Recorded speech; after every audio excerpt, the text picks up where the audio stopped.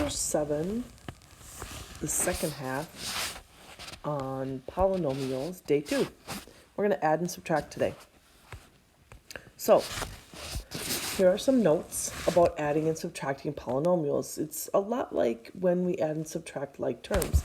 So when we add polynomials, we can do this horizontally or vertically. When we do this, we combine like terms. Oops, like was already written in there. So we combine like terms and rewrite it in standard form. Remember, standard form is when the exponents are written in the highest to lowest power. So in this first example, you can see that we have 3D. Well, first of all, let's back up. We are taking this whole quantity and we're adding it to this whole quantity, but we can only add like terms. So we can add the 3D squared with the negative 2D squared because those are like terms. They both have a d to the second power. So when we have 3 plus negative 4, that gives us negative 1d squared. Of course, we don't need that negative 1. We could just have negative d squared if we prefer. So now we have 5d, okay? And we're adding that with negative 5d. So that's going to add up to 0. So those d's right there just are going to cancel out. And then last but not least, we can add the plain old numbers because we have negative 1 and we are adding 2 to it. So that would give us a value of plus 1. Okay, so we added them. Now we have to make sure it's in standard form. Well, we have d to the second, and we have no more d's, so it is written in standard form. So we could write this as negative d squared plus 1. I guess you could have the 1 in front as well. All right, so let's look at this next one. Again, we're just adding all of the like terms, so pick out like terms. We have 3x squared, and we have negative 2x squared. When we add those together, that's going to give us a total of 1x squared. And again, I don't need that 1, but I'm just showing it for clarity. So now let's look at, we have 5x's, and we're adding that with negative 6x's. So that's going to give us negative 1x. We don't have anything else in the first parenthesis to add with this 4 right here. So we can just add plus 4. And if you notice now, we are in standard form because we have x to the second, x to the first, and remember this is like x to the 0 power. So our final answer will be x squared minus x plus 4 in standard form. Okay, you try the next one. Stop the video, pause it, and then see if you can figure out the answer and write it in standard form. Then restart the video to see if you got it correct. Okay, in this case, we have 2p, and we can add it with 1p to get 3p. We have a negative 6 right here that we're adding with negative 5, so that's going to be negative 11. And then this 7p squared doesn't have anything to combine with. We're not in standard form. We need this highest exponent power first, so we would have 7p squared, that's our highest exponent, plus 3p, and then minus 11, our constant. So that's adding and subtracting. Well, that's adding, I should say. So let's look at subtracting now. And there's actually more than 2 ways to look at it, but these are probably the two most common ways. So the first thing we can do is we can change, remember, the subtraction to addition.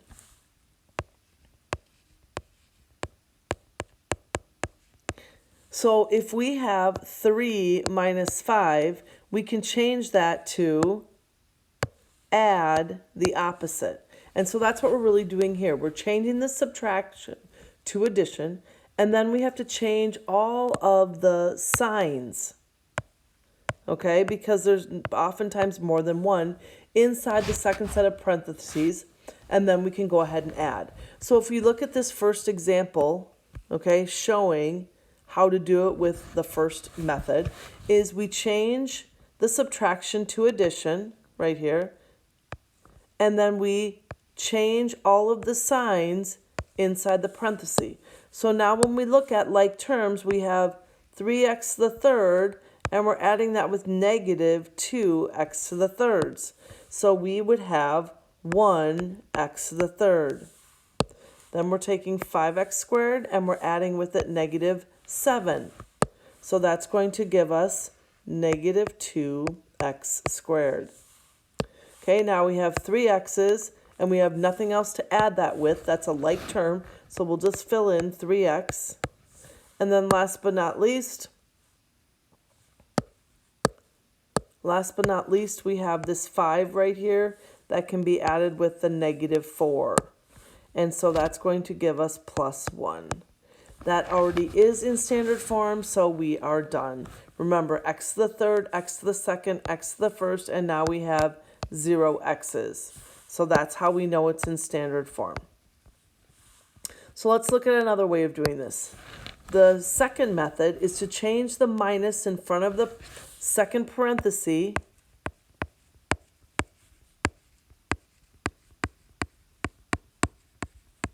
okay? And then think of this, so we change the minus in front of the second parenthesis to plus a negative 1. So I'm going to go down here and change this to plus negative 1. And then what we do, this is a little messy, so let me try clean that up. So we have plus, and then we have negative 1 outside. And then we distribute that negative 1 like multiplication. So we change the second parenthesis to plus a negative 1. And then we distribute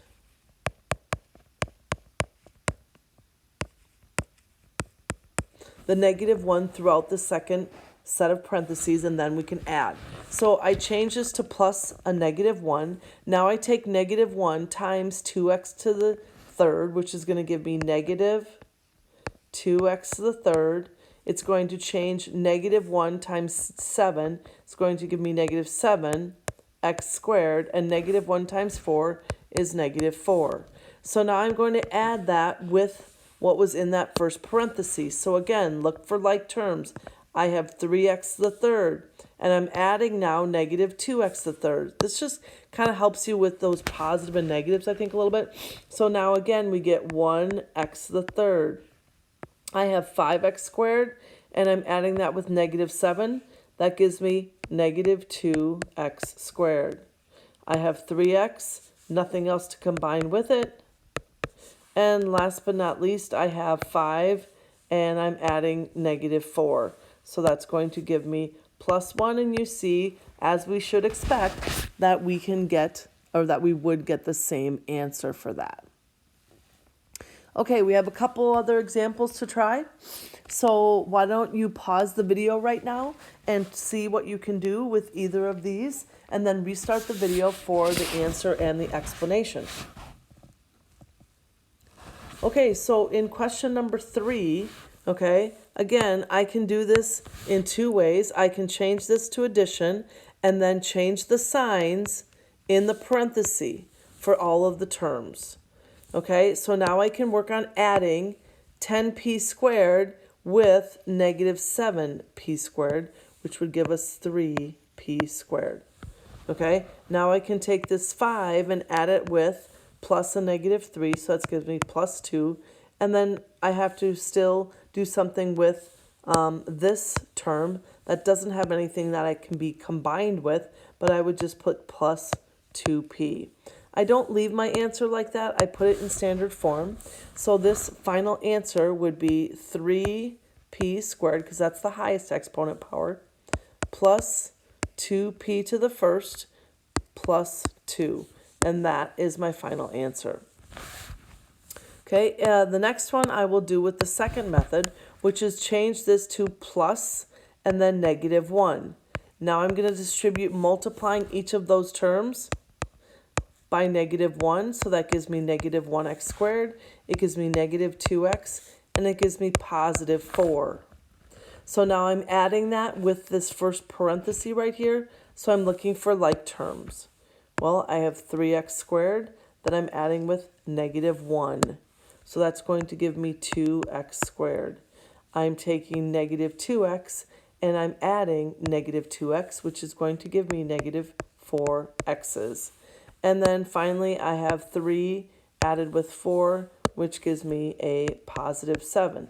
Check to see if it's in standard form, and the variables go x to the second, x to the first, and 0 x's. Again, we don't usually write that in there. Okay, here's a little application. Write a polynomial expression for the perimeter. Remember, perimeter is add up all the sides. So perimeter